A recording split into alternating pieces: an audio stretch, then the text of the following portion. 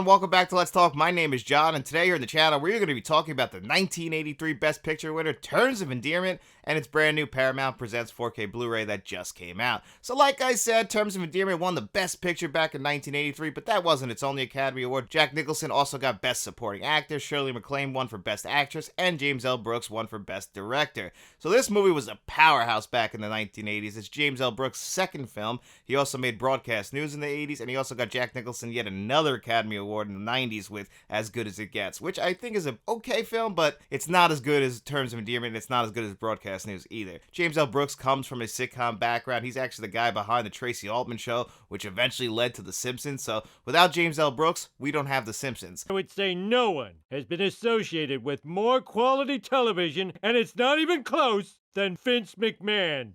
James L. Brooks is in the ballpark. So James L. Brooks is one of those directors. He comes from that sitcom background, so he knows how to dabble perfect in comedy and drama. And I think this movie was just the perfect combination of a lot of great talents. We get the Larry McCurdy book that came out in 1975 that this is based on, which he also wrote the book that The Last Picture Show is based on, which is really funny because this very week we got The Last Picture Show on 4K Blu-ray with its sequel, Texasville, which is funny because that sequel came out in the early 90s, wasn't well received, it's almost forgotten about. In Terms of Endearment also has a sequel that came out in the early 90s that is very forgotten about as well. So it's a little bit of a strange coincidence there. I think in comparing the two movies, Terms of Endearment is actually surprisingly one of my favorite films ever, which is really funny because it's a mother-daughter film, came out in the early 80s, it's about coming into middle age, and the first time I saw this movie, I was 17 years old. But I think what's always attracted me to this movie is just how much time it spans and how we actually get to see an entire character's entire life over the course of one film. And I'm going to be spoiling this movie because I really want to talk about the third act, and if you know what happens at the end of this movie,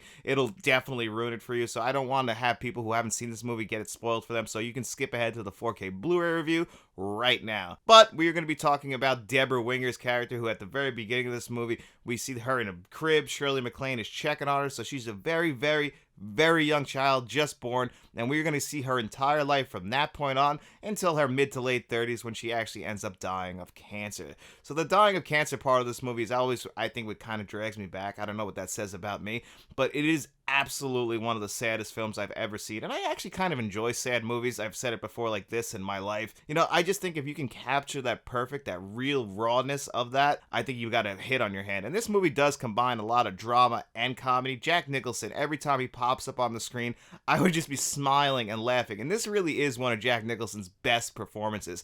You know, we always talk about The Shining, The Last Detail, Chinatown, The Joker, and Batman, but really, a character like this, where Jack Nicholson isn't the star, and he was just starting to do this in the 80s and then all the way through the 90s, where he'd come in for a few scenes and just steal the movie, and he does in this movie as well. He's absolutely funny, he's charming, he's leaning into the fact that he's middle-aged. I strive to be Jack Nicholson in Terms of Endearment. You know, he's walking around in his bathrobe, he's got his big gut hanging out, he's not afraid to drink, he's just, you know, living his best life. He's a former astronaut, and he's just leaning right into who he is, even though he's got to come to terms of the fact that even in his middle to old age at this point, he hasn't fallen in love with a woman, even though Shirley MacLaine lives right next door to him. She's a widow, as her husband passed away very early in this movie, which is a little funny thing that happens as well is when her husband does pass away, we don't know how he dies, but his boss is there telling her how great of an employee he was. I'm very sorry for your loss. If I died, my boss would not be there to tell my wife how good of an employee I was. He already would have hired somebody else the next day to replace me. So I always thought that was a little funny thing about this movie. But the young Deborah Winger they get for this movie is perfect casting.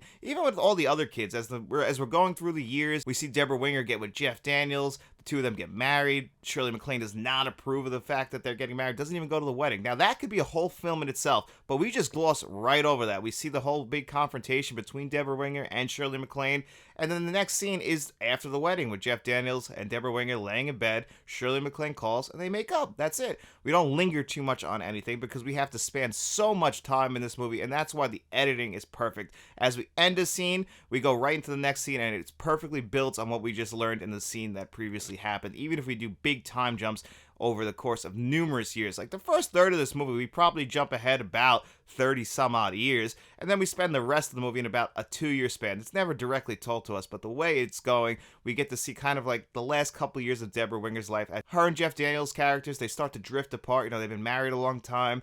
They loved each other. They got married young. They had kids young. And the two of them, you know, he gets more into his work. He's a professor at a college, so he's really into his job. Same thing with Deborah Winger. She's really into raising kids, but the two of them, they're starting to drift apart. And as we find out, Jeff Daniels starts to have an affair with a woman, but so does Deborah Winger's character. And she starts to have an affair where she's really looking, yes, she's looking for sex, but she's also looking for companionship. And that's where she gets hooked up with John Lithgow, giving probably my favorite performance of his career because he plays such an innocent guy. He's having an affair with Deborah Winger, but the way they handle it in this movie is he has a good reason for what he's doing, even though you don't approve of it because they're both married. We see that Jeff Daniels is cheating as well, so it kind of like eases it up a little bit, but the two of them are just, they need that. They really need somebody to just care about them again, and they just handle that all so well till we end up building up to when Deborah Winger gets diagnosed with cancer. And this is where the movie really just goes into the next gear, and yes, it is manipulating your emotions. The score is done so well, to the point that, it does feel like a sitcom score, so it's kind of manipulating you as well. But the way they handle the cancer situation is just done beautifully. And that's kind of what actually got me to see this movie, is I don't know if you guys remember, it was like a 10-part series that came out in the early 2000s called I Love the 80s. But when they got to 1983, they were talking about this movie and how everybody was crying, and they would show the scene of Shirley MacLaine in the hospital say, "Give my daughter the shot!" Understand, do something. All she has to do is hold out until 10, and it's past 10. Slamming around the nurse's station, and all that actually works in the movie so well. Obviously, that's what got her the Oscar. That's the scene that stands out. But Shirley MacLaine plays every single scene. She kind of starts out this movie, she's really stuck up. She's a little bit, I don't like to use this word, but she's a little bit of a bitch. And it's funny, Jack Nicholson says, "We got to get drunk." And he's like, "What?" And she's like, "Why?" "To kill the bug that you have up your ass." I love that stuff because she's just a real bit of a hard ass in a way, and she's got men just hounding over her like Danny DeVito and this other sad sack. It's weird. She keeps him on the line, but she's just still very lonely. She probably doesn't want to sleep with someone else since her husband. And her character, it's done so well, and just like every other character's movie, it's all done so honestly, so raw, and it feels so real. Like, you would think that Jeff Daniels and Deborah Winger wouldn't get back together after everything that happened, and they don't. Even though she's dying of cancer, the two of them have a moment together where it's like, we still love each other. We've always loved each other. That was never a question. We just drifted apart. And the way they come to the conclusion of how to handle their kids is also done so beautifully, but you will not survive without tears coming down your face when she ends up passing away. This movie, and Shirley MacLaine's reaction, Jeff Daniels' reaction, are all done perfectly real, not over the top. Feels like something that would really happen. It just ends this movie on, it could be such a low note, but it ends it on such a high note that this movie is just endlessly rewatchable because it's paced so well. Everybody in this movie is doing a fantastic job acting. I always go back and forth who my favorite actor is, but after rewatching this movie again, it's Jack Nicholson. He could do anything. There's no role that you can't put him in. He'll bring the perfect amount of acting to it. In this movie, he's just so charming, but everybody is so charming. Deborah Winger, this is my favorite movie from her. She had a great run through the 1980s, and then she kind of fell off, but even Shirley MacLaine, she's such a great actress as well.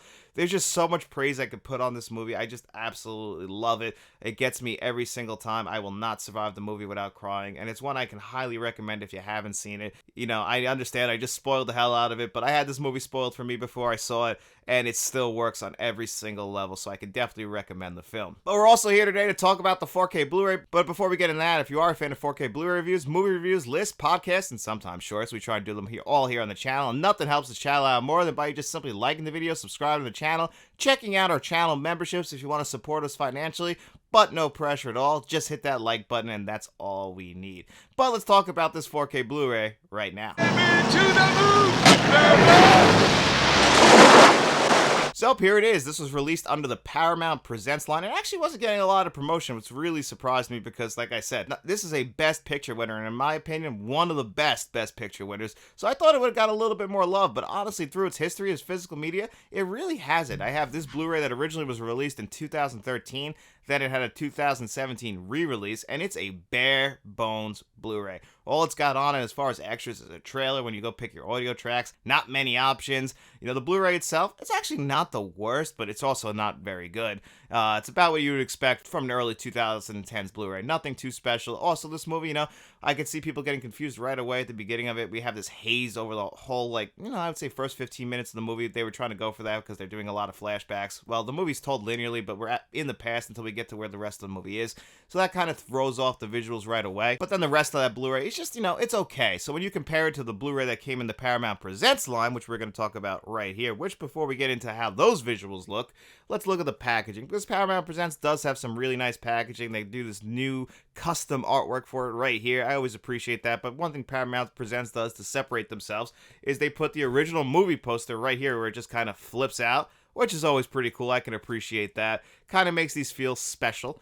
You come underneath, pretty much the same artwork, which is cool. You come inside, and it's like the old Shout Factory, Scream Factory Blu-ray releases where we get interior artwork and individual disc designs. So from a packaging standpoint, Paramount Presents nailed it like they always do with their packaging. I love what they do with their packaging. I have a couple Paramount Presents line releases in here. I think as far as packaging go, I still kind of lean towards Ghost as being the best. But you know what? Great package design. So again, back to those visuals. So I compared the previously released 2013 Blu-ray to the Blu-ray that was packed in here to the 4K Blu-ray. It goes up as you would expect. The Blu-ray is not as good as the 4K. The previous Blu-ray is not as good as the Blu-ray that's packed in here. But overall, the visuals are like a lot of Paramount Presents line.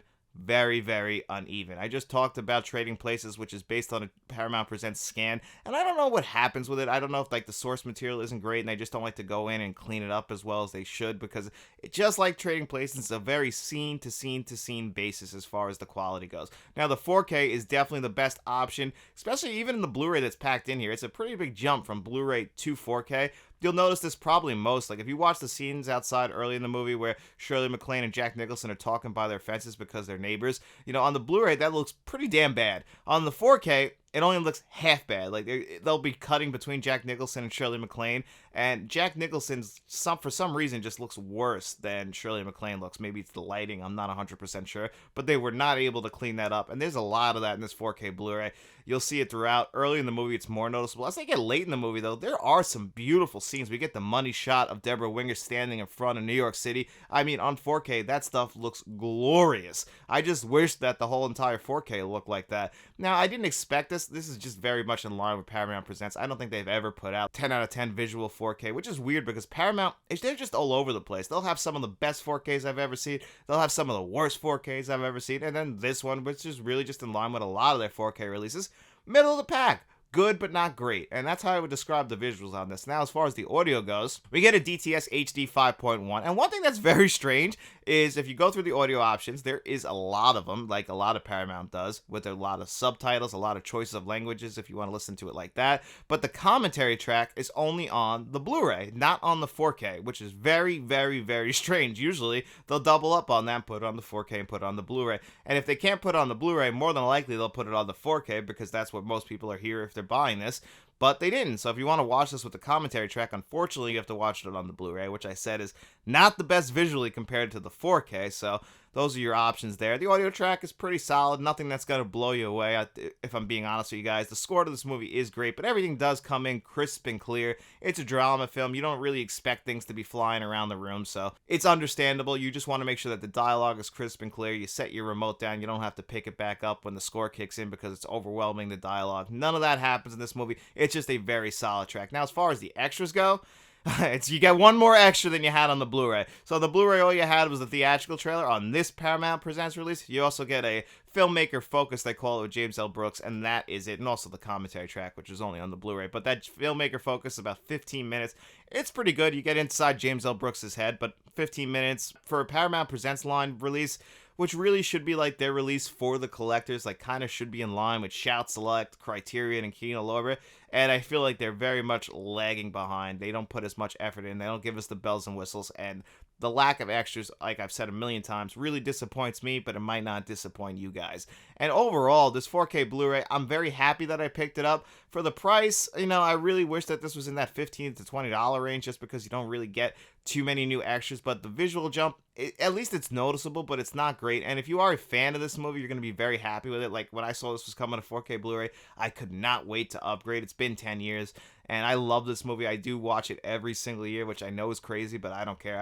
I love this movie. It's one of my favorite movies ever. It's a 10 out of 10 film for me. But this 4K Blu-ray, how would I rate it on a score of 1 to 10? I would give it about a 7.5 out of 10. I gotta be honest, I was a little bit more disappointed, but I'm still really glad that I have it because this will be the definitive edition of this. But I really do think that if the Criterion Collection would have got a hold of this, or even Kino Lorber, they would have done a much better job cleaning this up, put a little bit more care into it than what a studio release does. And that's just a big difference between boutique labels and studio labels. Studios are just not going to put the same amount of love and care in as a boutique label does, because boutique labels have people working for them who care about the film, whereas studios, they're more working on deadlines. They're just really employees of the company, and some people might care about the film, but overall, we want to get the movie out so we can make some money, and that's always the goal of a major studio like Paramount. So I don't think they put as much effort in as they could have, but I'm still very happy with this. And if you haven't seen Terms of Endearment, I could just recommend the film. You don't have to watch it on this 4K Blu-ray. It's usually always streaming, and it is a fantastic film that needs to be seen. Even though it's 40 years old, dealing with middle-aged people at the time, and it's a mother-daughter story, I still think it's one that's very important and should be seen by all. But anyway, guys, thank you so much for being here with me on another episode of Let's Talk. And if you want to continue to support Let's Talk, the best way to do that is by hitting that like button, hitting that subscribe button, and joining our channel memberships. If you like, you could be here with our producers Frank Rodriguez, Jason Martin, and John Doe Juggalo, or our channel director Kevin Kruger. I want to thank you guys all so much. I also want to thank our friends of the channel. You can join that tier as well. You can click that join button, look for the link in the description below, and you can see how to join those ranks. But if you can't afford it, no big deal. We really just appreciate you guys hitting that like button, hitting that subscribe button, getting out in those streets, and telling your friends about us. And then we will be seeing you around.